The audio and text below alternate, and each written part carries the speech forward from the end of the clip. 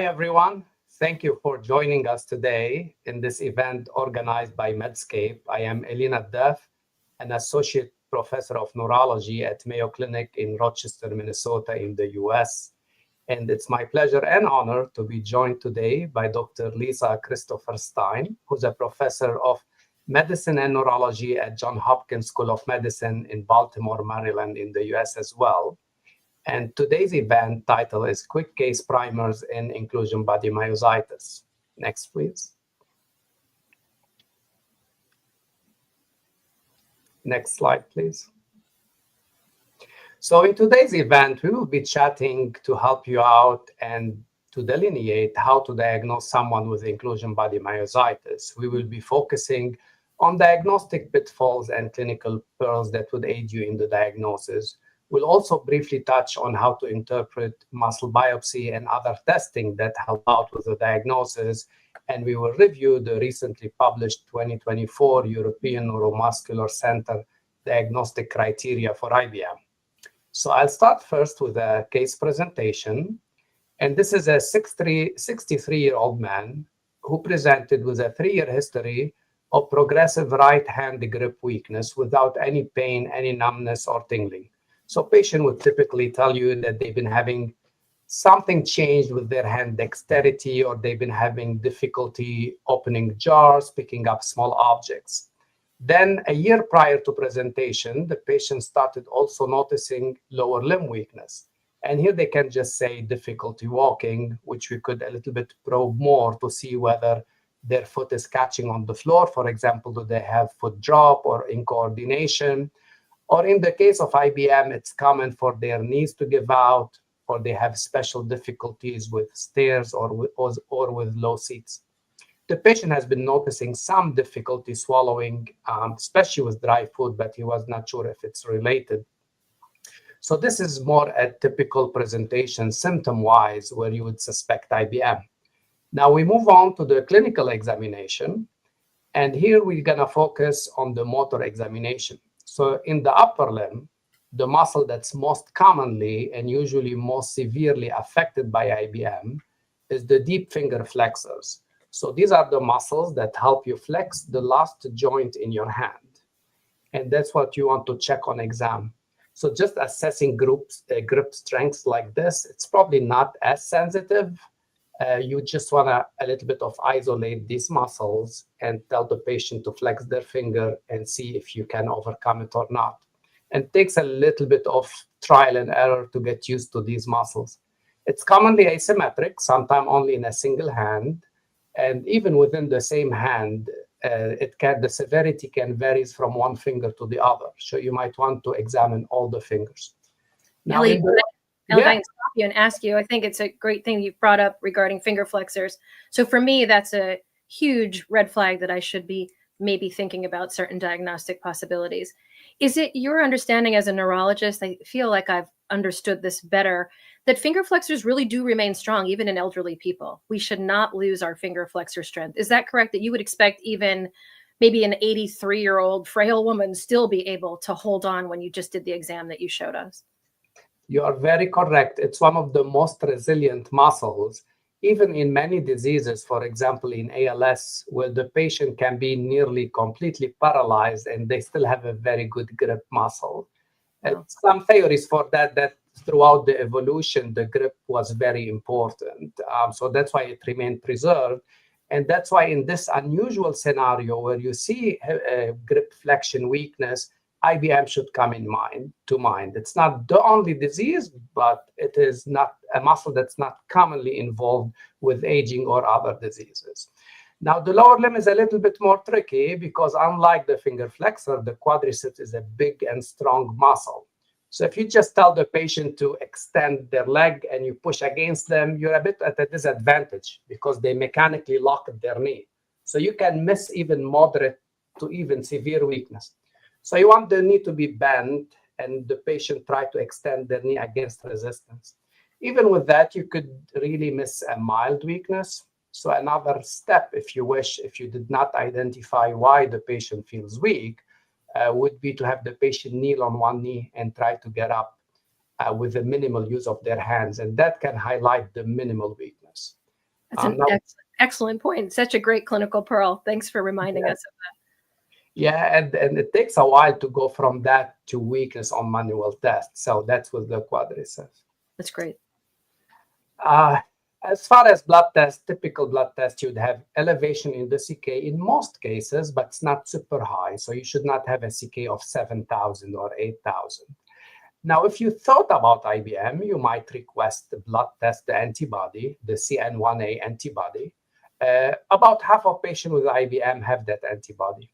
It's not 100% specific. In studies, it's about 90%. In clinical practice, probably about 70% or so. You can see it in patients with connective tissue diseases, about 30% of them, or even in healthy control, especially at low levels. But to me, I like to request that antibody because I'm not going to base my diagnosis based on the antibody, but it just helped me think of IBM in cases where otherwise I would not have considered IBM. So basically nowadays, I could say like in most of my patients that are at risk for the disease, I tend to just request the antibody and see just to give me a hint, could it be IBM? And do you think that gives you any indication at all, Elie, if there would be more severity? In your experience, does that antibody, other than maybe providing some diagnostic clarity, have any prognostic significance or any other significance to you beyond really just trying to help, clinch the diagnosis? So far, not, at least based on the literature so far, no. You can have patients very early on in the disease stage where they have super high antibody. Now, maybe if you took 300 patients with IBM with antibody versus 300 without, you probably might find some differences. But they're not strong enough to be used, I guess, in clinical practice at this stage, or at least so far. And one other, sorry, please go ahead. I was saying at least not for severity. And so I guess the last, before we move on, I have a CK question. And I will say that in my experience as a rheumatologist, I agree with you. Most of our patients present in this mildly elevated level. It's usually, I don't often see normal CKs, but like 4, 5, 6, 700. There are a few, and maybe we can talk about that in the a little later in the talk. But I am curious about some of these that seem to have thousands in the beginning, at least, where the CK is 2,000. So I guess I would ask, in the right diagnostic milieu where you're finding the other features that you're showing us, and with an elevated CK beyond what we're used to in the diagnostic criteria or sort of in clinical practice, would a CK of 1,500, 2,000 in any way rule out the diagnosis of IBM for you or tell you anything else? That's a good question. And the upper limit cutoff has been probably 10 times upper limit of normal, or which would be probably 2,000, 3,000. But yes, they are less common to have that high. To me, up to 1,000, 2,000, I might still be okay. Because on biopsy, patient can have different degrees of necrosis. But let's say if the story doesn't fit quite well, for example, if it's a super rapid, obviously we would think of necrotizing autoimmune myopathy, but many of the genetic ones can look like IBM, especially, let's say, dysferlin and octamen 5, especially dysferlin, and they can have very high CKs with minimal weakness. So by itself, it's not, to me, a cutoff. It's more of a red flag. And that's also when we talk about the new criteria, it became more of a red flag rather than a cutoff where you cannot make the diagnosis. Thanks. That's actually a good segue to the next slide. If I remember, okay, not the next slide. So basically on EMG, the EMG is important because first you want to know it's a myopathy, especially if you can imagine you just have hand weakness. What if it's a compressive neuropathy or something else, or motor neuron disease? So to me, the EMG tells me it's a myopathy, gives me a hint of what muscle to biopsy in this clinical context. Next, please. So now to make the diagnosis, it's a clinical diagnosis in the end, but where you have to take in consideration the lab test results. The diagnostic criteria are more made for clinical trials, but like in any other disease, they offer also a reasonable framework to follow in clinic as well. And this is the new criteria now. We don't have possible, probable. We just have IBM. There is no hard line cutoff in what can and cannot be IBM. And it's also more inclusive because now it includes the atypical presentation that they could still fulfill the diagnosis. But the simple idea in this criteria is the more sure you are about the diagnosis, the less evidence you need to provide. For example, in my patient, that would fall under the common presentation, common age, typical CK, so on and so forth, that have finger flexor and knee extensor weakness. It's sufficient to just have the mandatory criteria, which is inflammation on biopsy, to make sure you're not misdiagnosing a myotonic dystrophy with IBM or another inherited myopathy, myofibrillar myopathy, and so on and so forth. If you have one or the other, then you need a little bit more support. And that support can be from other muscle biopsy finding, from the antibody, or from imaging finding. Next slide, please. And these are summarized in this slide here. The muscle biopsy finding, what are the canonical features of IBM? It's a combination of inflammation that you can see in A, where inflammatory cells surround and invade non-necrotic muscle fibers. That's called autoaggressive inflammation.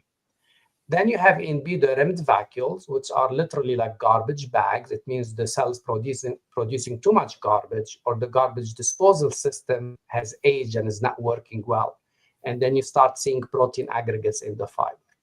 And the last one, it's mitochondrial dysfunction. The hint for it here, you have these fibers here that are lacking that mitochondrial enzyme called cytochrome C oxidase. Now, not every patient has all of those, and hence the opportunity for misdiagnosis. For example, if you only have the inflammation, that by the book would be polymyositis.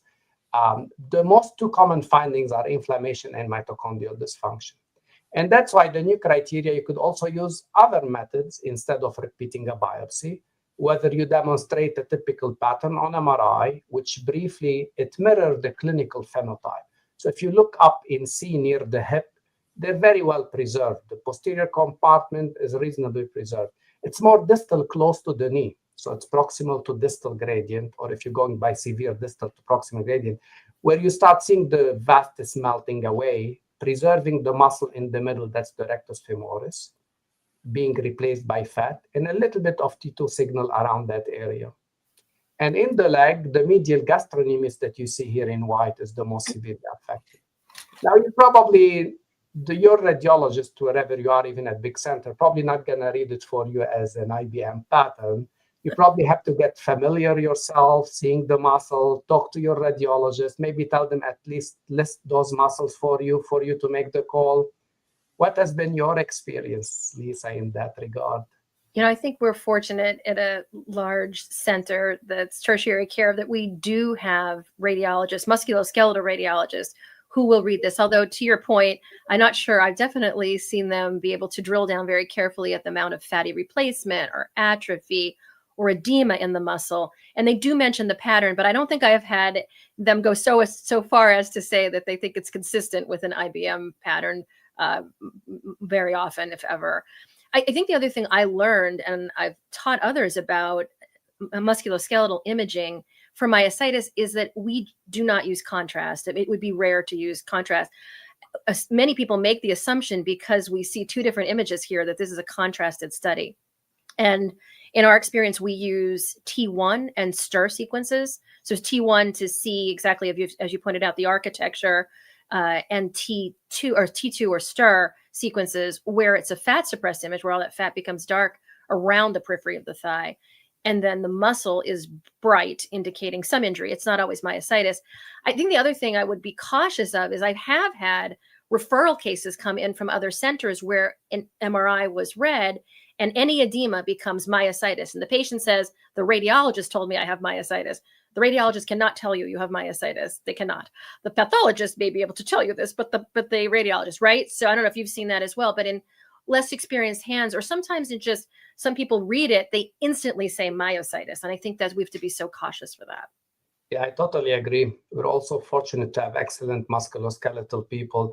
Anything that increases edema in muscle is a T2 signal hyperintensity. It could be acute denervation if you pinch a nerve in your back, for example, here L4. It could be from motor neuron disease. In the calf, you could see that the patient ran, let's say, the day before, and so on and so forth. So yes, it's just increased edema there. And Yeah. I agree. I also do not, it's without contrast.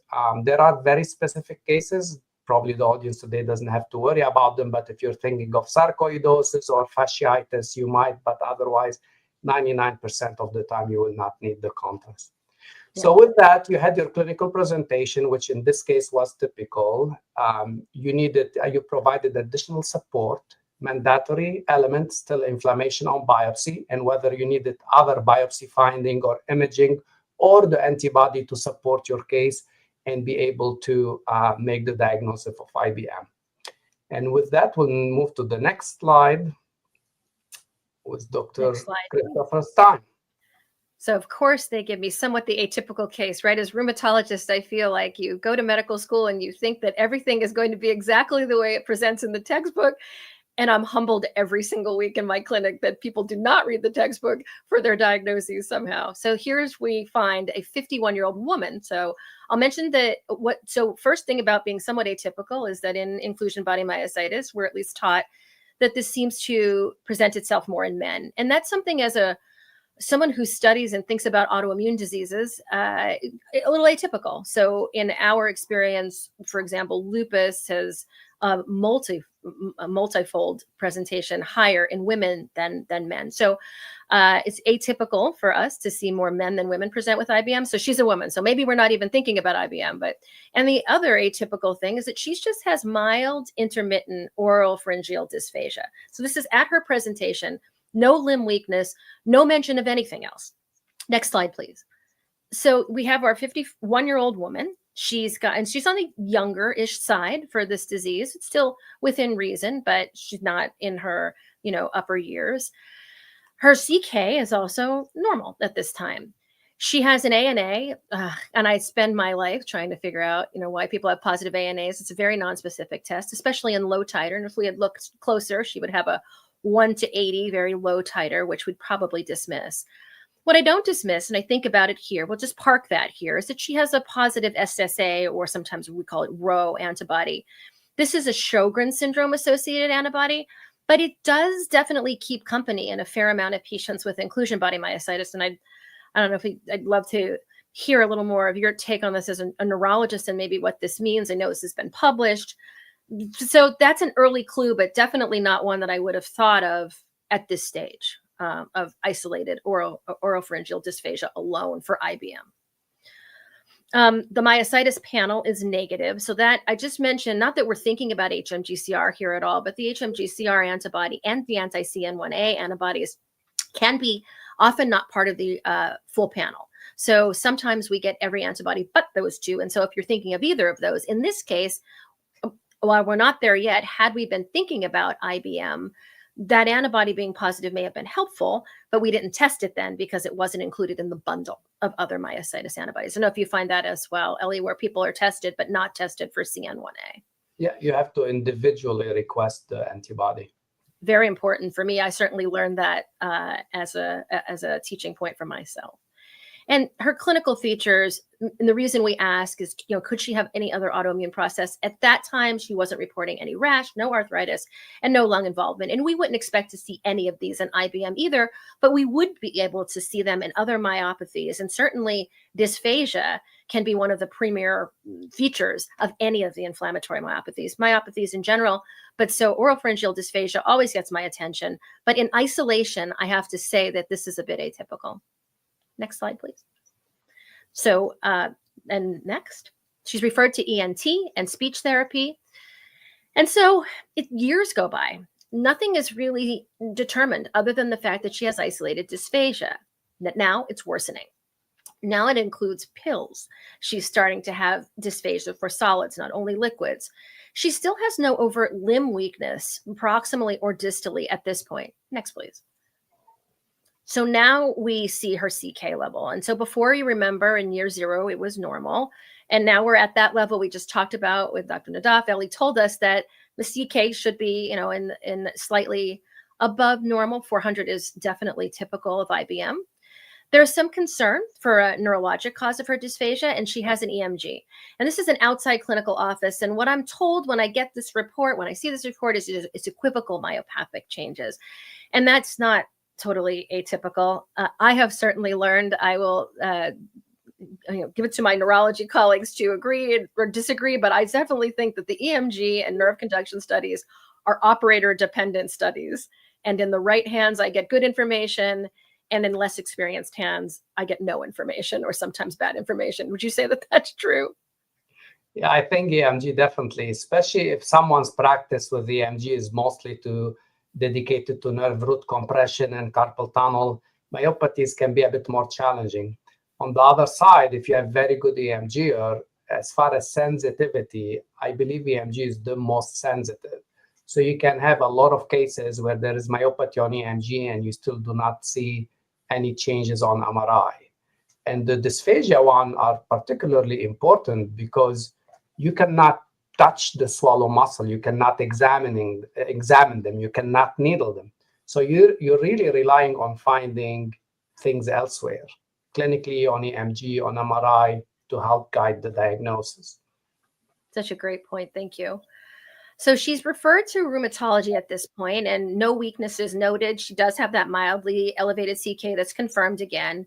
The rheumatologist confirms that there's no autoimmune features of other rheumatic diseases. So she doesn't have nail fold capillary changes or telangiectasia, sclerodactyly, Raynaud's phenomenon. And we'd be worried about this certainly because we can see an overlap of esophageal dysmotility and dysfunction in systemic sclerosis, for example. It's suggested at this point to observe her with 6-month follow-up, or certainly earlier if her symptoms are developing. She's under the care of speech therapy and to prevent aspiration. And at this point, there's really not a clear diagnosis. So now we see her with at 55 years old, new onset progressive quadricep weakness and finger flexor weakness. Now she's looking a bit like the first case that we talked about, but you can see it took many, many years from her initial presentation. It's noted on exam now by both neurology and rheumatology. Next, please. Her CK level is slightly elevated, but not significantly so. And the diagnostic evaluation now is much more solid. So her repeat EMG shows mixed myopathic and neurogenic features. Again, that for me in the right clinical setting is very typical of IBM. Muscle biopsy of the right biceps. And my colleagues tend to biopsy the upper limb a little bit more in IBM. We tend to, just historically, we tend to biopsy the lower limb more outside of IBM, but you can biopsy either. And the biopsy is often determined by the EMG. So my understanding, and jump in anytime, please, Elie, is that you want a weak muscle, but not too weak of a muscle. And you want to not biopsy the side that you just performed the EMG on. Do I have that right? That's true. And if a patient with IBM, you have a particular side you want to biopsy, you can have them do the EMG on the opposite side. Or otherwise, you could wait for 6 weeks or so and rebiopsy. Ideally, you want a muscle with fibrillation on EMG, with T1, T2 changes on MRI, with weakness on exam. But obviously, you're not going to have all of these in every patient. But as much as you can have, you just increase your likelihood of a diagnosis. You, I think, bring up such a good point. And I think that you and I are very fortunate to practice in a center or in a place where we have multidisciplinary specialties. We can talk to each other, but talking to each other outside of in a clinical practice, if someone is watching us from primary practice or a clinical practice outside of a large academic center, you really do need to make sure on your referral or communicate, listen, please biopsy this limb.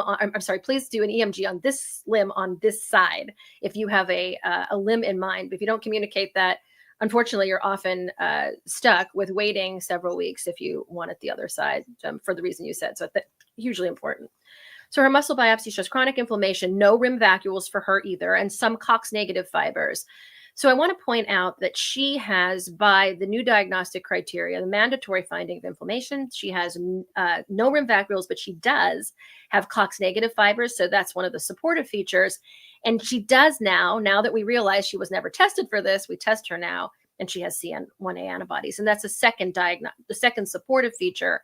So in an uncommon presentation, you need at least one mandatory finding and 2 supportive findings. And so she meets that criteria, but not until many years later. And I think so often this is exactly the story for people with IBM who come to see us having had this this story for many years before they meet clinical attention.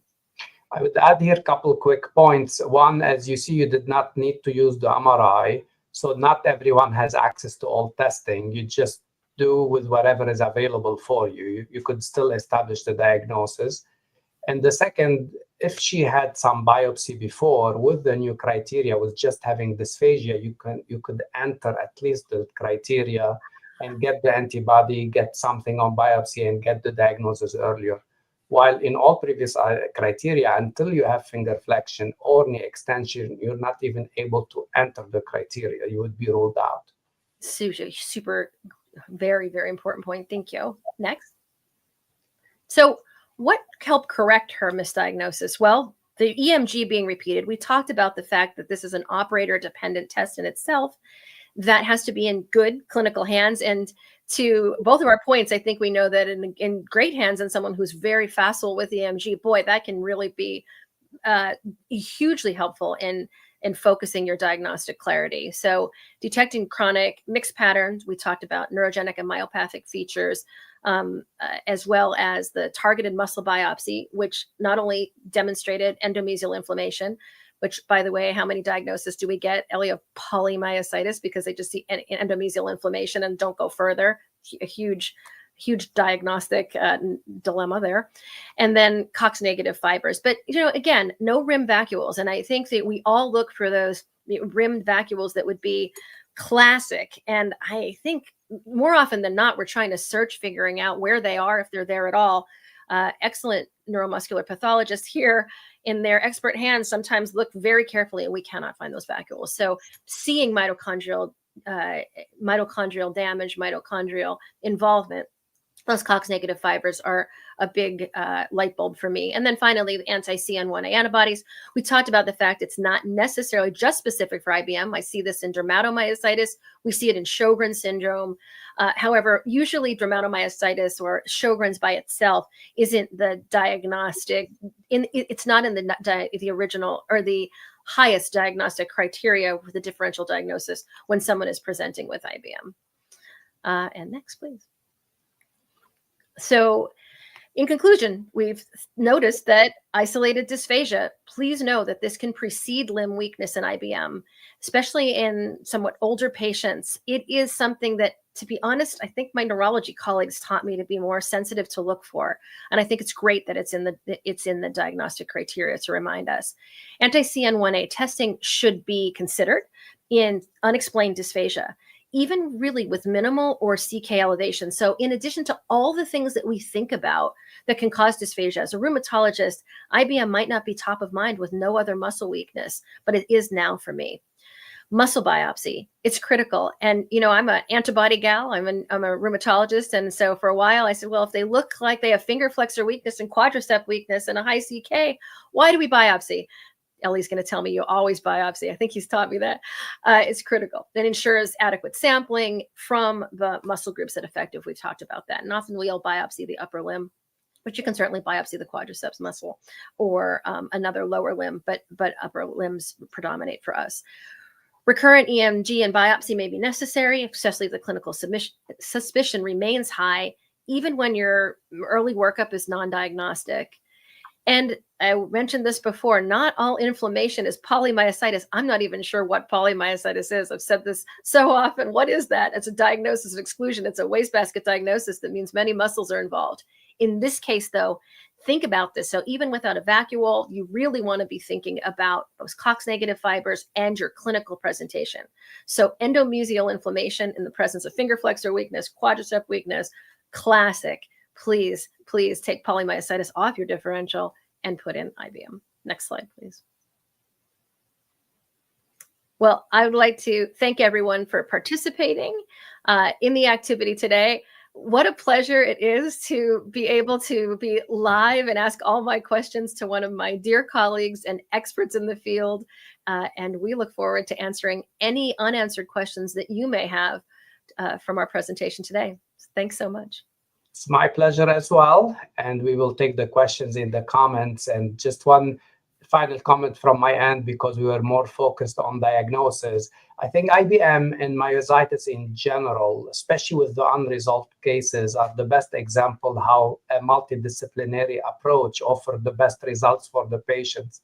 You want your rheumatologist, if you're a neurologist, to really look for your interstitial lung disease, hence for telangiectasia, any signs of autoimmunity. You need your neurology colleagues to look for any involvement elsewhere, any hint that it could be another motor disease. You need your PMR team to really take care of the patient, their mobility, the swallow therapist, the respiratory therapist, the sleep medicine. So it's really a multidisciplinary and in myositis in general. And now we'll take the questions. Yeah, go ahead. I don't know if there are any questions from our producers and others. I don't know if I'm seeing any questions. I think there are questions in the comments. There we go. There we go. Wow. All right. So can we perform a therapeutic plasma exchange for case 1? Oh, I wish. I'm going to let you take that one since that was your case. Can you do Plex? Can we help the person? So we didn't talk about treatment, but all clinical trials that trying different immunosuppressant, immunomodulatory therapies have failed. There's no evidence to support the use of immunosuppression in IBM. And there is some preliminary evidence that we don't know for sure we're not harming them. So therefore, if you really think of IBM, as of today, if you're sure about the diagnosis, there's no strong evidence to support the use of treatment. Now, to make things a bit more challenging, actually, with case 2, there is some anecdotal evidence that with dysphagia, IVIG might be helpful. In clinical trial, that did not show benefit, but every now and then there is some anecdotal evidence that if dysphagia is the main source of disability in the patient, and you have a frank conversation with the patient that, hey, we don't think it changes the disease course, and that's really what you're struggling with, could you, on a case-by-case cases, make a case for the insurance to try IVIG? Yes, definitely not standard of care, but that question remains not completely answered. I think that's so true. It's been a very humbling and challenging experience to try to find any treatments in rare cases. As if you've just heard, there are some overlapping features, and there's a question about polymyositis I'm happy to take next. But I will say that in general, most treatments, especially immunosuppressive, have failed. There are now in clinical trial, hopefully, some promise. We're all hopeful that there will be an answer for these patients. As a physician, it's very hard not to be able to offer something therapeutically. We'll say that exercise is also incredibly important. Again, this is not a treatment talk, but I will mention that my colleagues in physical medicine rehabilitation and in rehab, PT, physical therapy, occupational therapy, I can't say enough. If nothing else, helping the patient directly, but also hopefully getting them to not be so weak to be amenable to a therapeutic option once we can hopefully have a positive clinical trial in this disease. There was a question here I do now see. I don't know if you'll put it up, but it says, did you say polymyositis is a disease of exclusion? There it is. I did, Dr. Bazirgul. So what do I mean by that? So I think that in medical school many years ago, I heard polymyositis and dermatomyositis. And then I heard this inclusion body myositis. If you really look back very briefly, polymyositis is either in the context of IBM that's misdiagnosed. It is the anti-synthetase syndrome without a rash. It is immune-mediated necrotizing myopathy, where it's really predominantly necrosis with a little inflammation. So most of the time, there's another explanation or an overlap with another disease. So I just say that I always caution that diagnosis, always rethink that diagnosis, with inclusion body myositis being top of mind when you see a patient present with either of the two case scenarios that we both saw today. Yeah, I agree. And I think if you really want a diagnosis of exclusion, that means you have a patient, they have myositis that just didn't fit with the category. I would rather call them myositis NOS or just myositis. Polymyositis is also a specific finding on pathology of endomysial autoaggressive inflammation. If that specific finding on pathology is there, chances are it's just an IBM that haven't been completely diagnosed yet. In those cases, you'd have to be a little bit more careful with your immunosuppression. In these cases, you might really want to look for other things that could be treatable, like arthritis or interstitial lung disease. But otherwise, if you want just a name for all those cases that didn't fit a particular category, that would just be probably, you could just say myositis, I guess. So you're not specifying it's polymyositis. Right. If we have a little time, I think there's another one coming up. What are the investigations apart from muscle enzymes, so CK and biopsy, to request for a patient with IBM? So I guess this is for diagnosis, right? So we've mentioned some of those today. Of course, include your physical exam, which cannot be underappreciated. So recognizing those features in the physical exam with quadriceps and finger flexor weakness. And then the EMG, I think, was also critical in the right hands. But would you agree with that? Yep. And as far as blood test, it depends what else are you thinking it could be. If you think it's a connective tissue disease, you're going to do that set of antibodies or investigation. If it's myopathy in general, or could it be inherited? One particular blood test gets a little bit underutilized is the presence of what's called large granular T cells. Now, that's obviously not diagnostic of IBM, but that clone is present in about 30 patients of IBM. So sometimes I get a peripheral smear. It gets a little bit more challenging because if you find that clone, that doesn't mean the patient has the LGL leukemia. So you don't want them to just receive chemo. And that clone could be found in Sjogren and others. Do you find, can that be determined in your experience outside of a larger academic practice, or is this something that one could request if they're in clinical practice outside of an academic center? So then they would mainly do a CBC and a peripheral smear that would just show large granular lymphocytes, and you could just stop there if they're not. At an academic center, you would do either flow cytometry or TC gene rearrangement sequencing. But again, I would say that's a little bit experimental and not standard of care. But yeah, that would be one blood test that sometimes I use also to give me a hint. Yeah, otherwise, autoimmune blood tests. If you think it could be genetic, you could preserve DNA. If you think it could be amyloid or monoclonal protein screen, and that kind of things as far as blood tests. Then screening for swallowing involvement, respiratory involvement is also key. I have, experienced that it's really usually not the blood test that wasn't drawn. It was the fact that somebody did not examine finger flexor weakness or missed the sign. So I can't say enough that really it goes back right to the bedside to be careful about the way we examine. And quite frankly, I love that you said, don't just do a finger grip. I asked everybody to grip my finger, and my neurology colleagues kindly and carefully said, let me show you, because you can recruit your intrinsics and cheat, and you can be a little stronger than you think. And so this really careful diagnosis of trying to just pry those finger flexors, those distal finger flexors, cannot be underappreciated. So really, it's in our powers of observation and exam first, and then the diagnostic modalities really to help us with our own eyes. I think we may have reached the conclusion of, these are great questions and important ones. I really think that this type of discussion, hopefully for all of you today, spending time with us, we're grateful that you took the time to tune in. I hope that you will realize that maybe you've been missing the diagnosis. I surely suspect that there are far more cases than we know, and this is almost certainly underdiagnosed. So when you know more, you see more, and I suspect that that's exactly what will happen in your practice.